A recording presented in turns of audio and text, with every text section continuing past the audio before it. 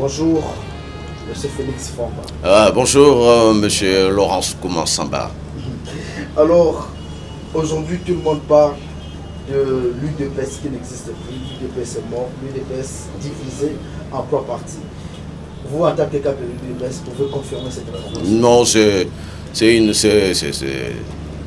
une histoire que les gens créent. L'UDPS, elle est là entière et toujours dynamique. Alors il ne faudrait pas partir des équilibrations égarées de certaines personnes en mal d'imagination pour dire que l'UDPS a disparu, l'UDPS est disloqué. Et ça ne ressemble à rien de vrai. Et quand il y a les enfants qui s'égarent et qui vont à la recherche de la jouissance de la vie, on ne peut pas venir dire que non parce que celui-là est parti, celui-là a fait telle gesticulation, c'est-à-dire que l'UDPS a cessé d'exister, loin de là, Monsieur Koumansamba. Aujourd'hui, vous pouvez féliciter quand même le nouveau président élu de l'UDPS, Bruno Tshibala Nzenze, l'actuel Premier ministre. Il a été élu le dimanche dernier. Et vous avez maintenant un homme valable pour représenter le président Etienne Tshisekedi Omulumba après 37 ans de combat. De la vaste blague. De la vaste blague. En tout cas, que je sache, l'UDPS n'a pas encore organisé de congrès. Monsieur Bruno Tshibala qui s'est fait élire président de l'UDPS, moi je me pose la question, de quel UDPS est-il question? L'UDPS dont le siège est à Limité 11e rue Petit Boulevard, ou bien une UDPS qui a été élire domicile à la 13e rue au centre féminin Maman Mobutu? Non. Monsieur Bruno Tshibala s'est enfermé dans une espèce de tour d'ivoire où il a des réalités qui ne sont propres qu'à lui. Dans d'autres circonstances, je parlais de la paranoïa. Parce que quand on est paranoïaque, on s'enferme dans une tour d'ivoire, on commence à prendre des vessies pour de lanternes. Et dans le cas d'espèce, M. Tshibala a suffisamment amusé la galerie, il peut se limiter là-bas. Il n'est pas président de l'UDPS. Et si cela pouvait être vrai, comment un secrétaire général adjoint, parce qu'il se reconnaît ça, peut aller prendre des prérogatives au-dessus de son secrétaire général titulaire? Parce que celui-là non plus n'est pas décédé. Il est en vie. Comment on peut aller prêter attention à ce genre de blagues? Je vous ai dit que c'était de la vaste blague, c'est de la vaste blague. Est-ce qu'aujourd'hui il y a moyen de rapprocher Tshibala, Félix et Moubaki? Écoutez, ce sont les enfants de l'UDPS. Dodo. Oui, mais quelque chose.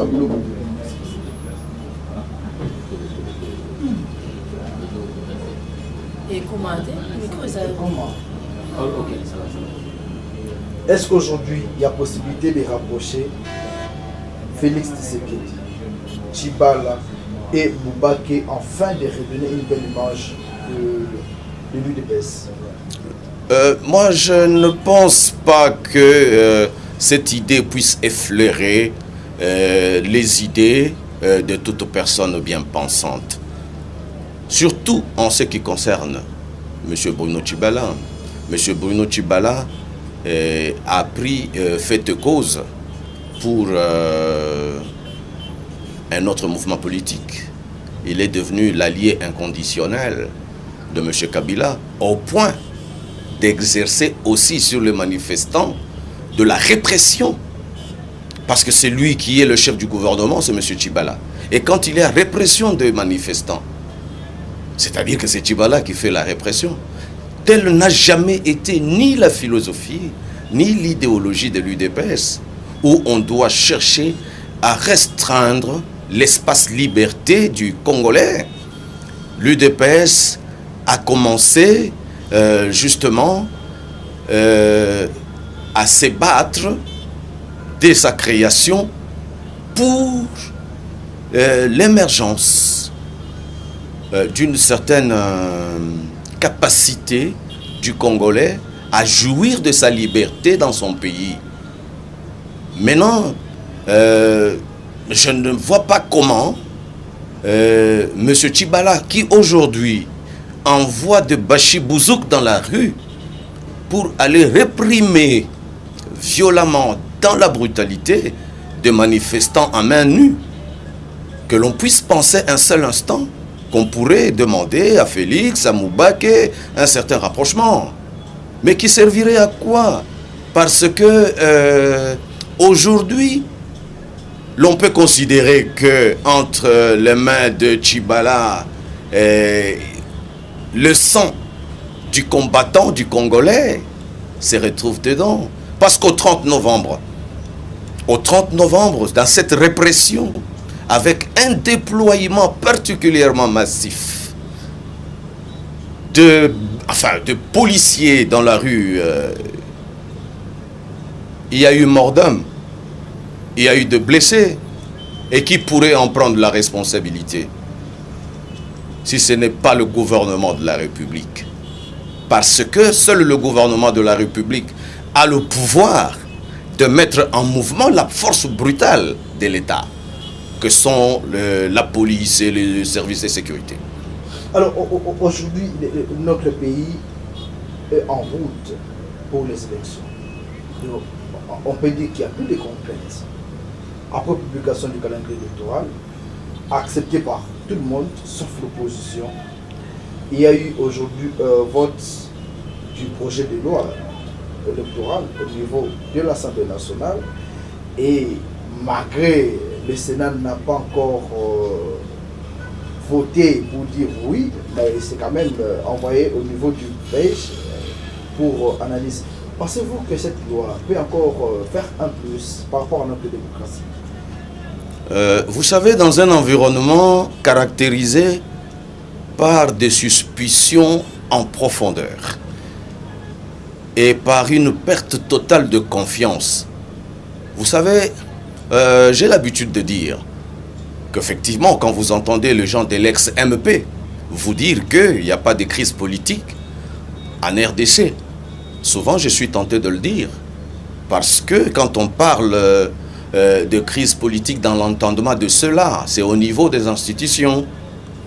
Maintenant, il n'y a pas de crise au niveau des institutions, mais il y a une crise particulière, une crise qui a été toujours à l'origine de rébellions, de révoltes et tout ça, de remous sociaux.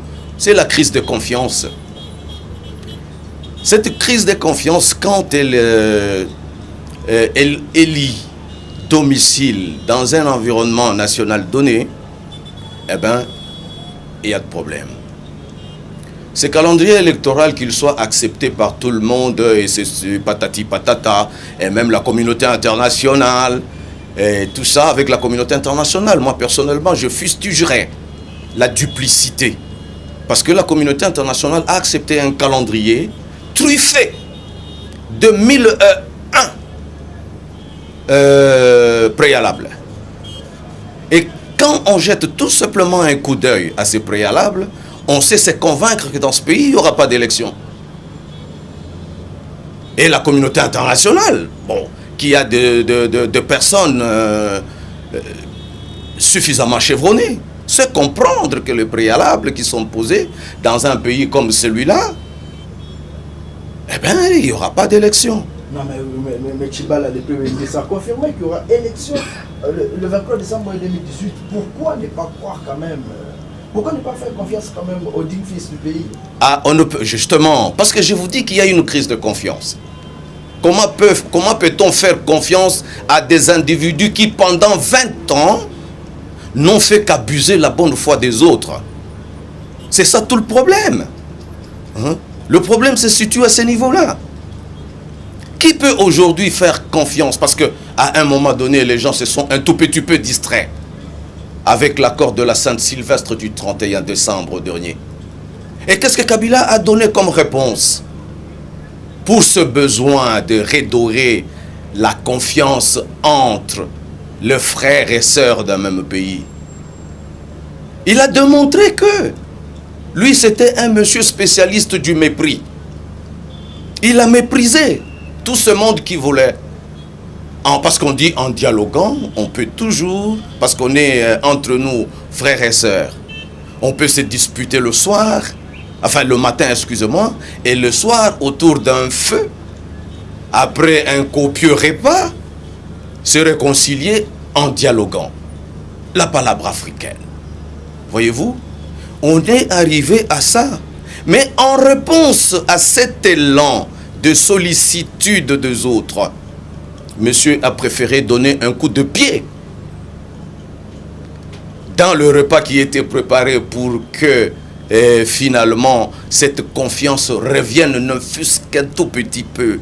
Alors parlons de la loi électorale. Est-ce que cette loi-là peut encore apporter un plus par rapport au processus électoral? Cette loi électorale présentée dans d'autres circonstances, dans un autre contexte, pourrait apporter un plus. Mais cette loi électorale est présentée dans le contexte actuel des Congolais, où il y a un camp d'individus qui tient à tout prix à demeurer contre vents et marées au pouvoir. Et comme il existe cette fameuse crise de confiance, cette loi-là, je vous dis, dans d'autres circonstances, elle aurait apporté un plus. Et d'ailleurs, je suis en train de suivre l'actualité ou peut-être la situation politique de la RDC depuis le 24 avril 1990. Je me souviens encore, à l'occasion de grandes manifestations, ou peut-être quand Mobutu a accepté que le Congo, le Zaïre de l'époque, connaisse un multipartisme intégral. Avec le multipartisme intégral, il y a eu ce que l'on a appelé par après, au niveau de la conférence nationale de partis politiques alimentaires. Mobutu ayant compris qu'il pouvait encore résister ou exister en multipliant des partis politiques, en multipliant la création de partis politiques, il pouvait encore rester. Mobutu l'a fait. Alors on posera la question à Tshisekedi. Vous voyez quel dégât votre exigence du multipartisme intégral a conduit. Écoutez, l'homme, à mon sens, jusqu'à aujourd'hui, qui avait une intelligence politique avérée, donne comme réponse. Il dit, pendant 32 ans, le peuple congolais a été brimé, a été empêché d'exprimer sa liberté. Laissez le Congolais exploser, exprimer sa liberté.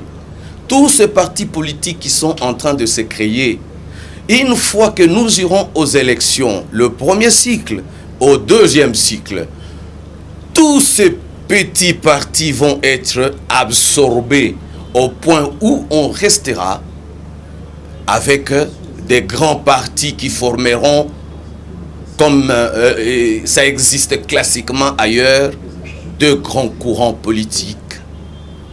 C'est-à-dire que si vous lisez cette loi électorale de ce point de vue-là, parce que le besoin est de vouloir mettre un peu de l'ordre dans cette histoire. Parce que, vous savez, chez nous, on a l'habitude de dire que l'opposition était plurielle. Plurielle pour tout simplement dire que l'opposition en RDC, c'était un panier à crabes. Parce que vous savez, avec le panier à crabes, dans ces paniers-là, vous y trouvez des frétins, vous y trouvez des crabes, vous y trouvez de coquilles, vous y trouvez un peu, bref, du n'importe quoi là-dedans. C'est ainsi que, par exemple, vous verrez dans cette histoire qui s'est appelée anciennement MP. Non, mais il y a... c'est toujours MP. Bon, enfin, ça, c'est votre point de vue. Après le 31 décembre et l'arrivée de Bachibala et tout ça, l'AMP a cessé d'être. Ah ben, comme les gens aiment se caresser dans le sens de poil pour se faire plaisir, c'est tant mieux pour eux. Le PPRD vous dira qu'il est de l'obédience socialiste. Mais qu'est-ce que le PPRD fait avec le sécu, là, qui est des tendances, qui est d'obédience libérale? Alors, pour citer, comment aujourd'hui résoudre cette crise? Est-ce qu'il faut aller à un troisième dialogue? Ramener peut-être les rassemblements libéraux qui est dehors, qui n'est pas dans les institutions, envie d'avoir un bon consensus et aller aux élections, ou laisser peut-être Tchibala qui est là avec son gouvernement aller jusqu'au 23 décembre 2018, voir s'il y aura organisation des élections ou pas. Ah, mais parce que là vous dites voir s'il y aura. C'est-à-dire que déjà à votre propre niveau, vous avez du ressentiment par rapport à la sincérité de ces calendriers et de ces producteurs. Mais aller à un troisième dialogue avec qui? Le même individu dribbleur à la Ronaldinho ici. Moi je ne pense pas que M. Kabila puisse, même dans le rêve, bénéficier d'un semblant de confiance dans un Congolais digne de ce nom. Moi je ne pense pas. Parce que, voyez-vous, la Cinco qui lui a fait confiance, qui a dit nous avons travaillé 98%, hein, c'est-à-dire les 98% du travail a été accompli. Alors nous lui donnons le 2% pour que, en tant que père, je me rappelle ce qu'il disait, en tant que père de la nation, qu'il puisse trouver solution. Vous voyez ce qu'il a trouvé comme solution, lui? Il a quand même nommé un homme de l'UDPS, à la personne de Tchibala. Non, ça ce n'est pas... D'abord... Un doyen de l'opposition. Bon, doyen de l'opposition, c'est lui qui veut le faire croire à ceux-là qui l'entendent ou qui l'écoutent. Voyez-vous? M. Kabila s'est arrangé pour... jamais dans cet accord, il n'avait été dit que l'arrangement particulier était un accord bis. On a dit que l'arrangement particulier faisait corps avec l'accord. On n'en dira jamais assez. L'arrangement particulier faisait corps avec l'accord. Ce qui revient à dire que le mode de désignation du Premier ministre ne pouvait pas faire l'objet des négociations. On ne pouvait pas revenir parce que la question était réglée dans l'accord. L'accord avait dit que le Premier ministre était désigné par le RASOP. Il ne fallait pas qu'on vienne avec une situation nouvelle. Et c'est à cause de ce comportement malicieux que le simple bon sens du Congolais de la rue refuse justement de croire dans ces histoires. Comment résoudre la crise aujourd'hui?